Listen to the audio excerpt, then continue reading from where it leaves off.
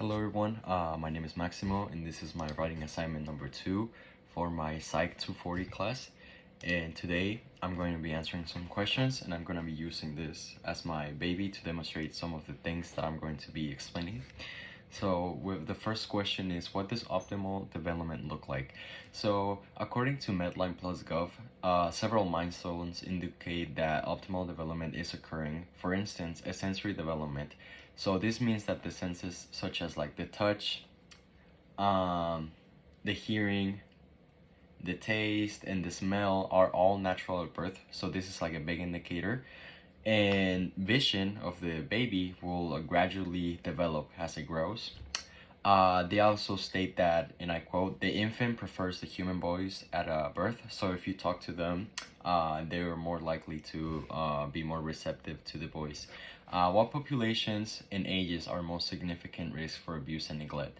So according to the CDC, children with special needs are at high risk of neglect and abuse, while children who are younger than 4 are also at risk. And lastly, populations with low CEC, which is social economic status, are also at risk, with household families that have problems, high violence, and they are all at risk. Question number 3.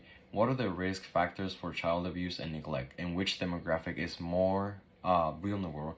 So some risk factors according to the CDC may include caregivers who use illegal substances or substances that are not illegal, such as drugs or even alcohol that is legal.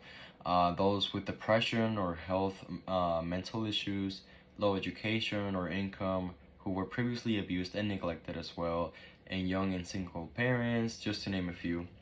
Question number 4. What are the most effective interventions for stopping and preventing a child from abuse and neglect?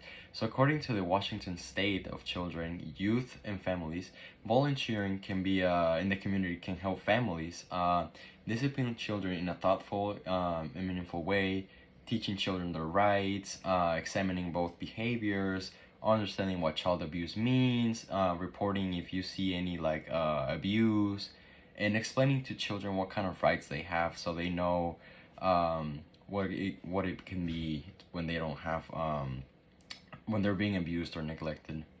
What factors should parents focus in order to help their children develop a secure bond and a healthy relationship with caregivers? So according to the APA, parents should be warm and communicate with their kids. So that can be like talking a lot and being like very friendly, rewarding their kids for like things they're doing. Introducing limits can also be a good way. So I can like tell my baby like, this are our limits, and also explaining what they are, so like your kid understands, because one thing is telling them and one thing is explaining to them so they understand, and respecting them, because you gotta have your limits and you gotta respect them.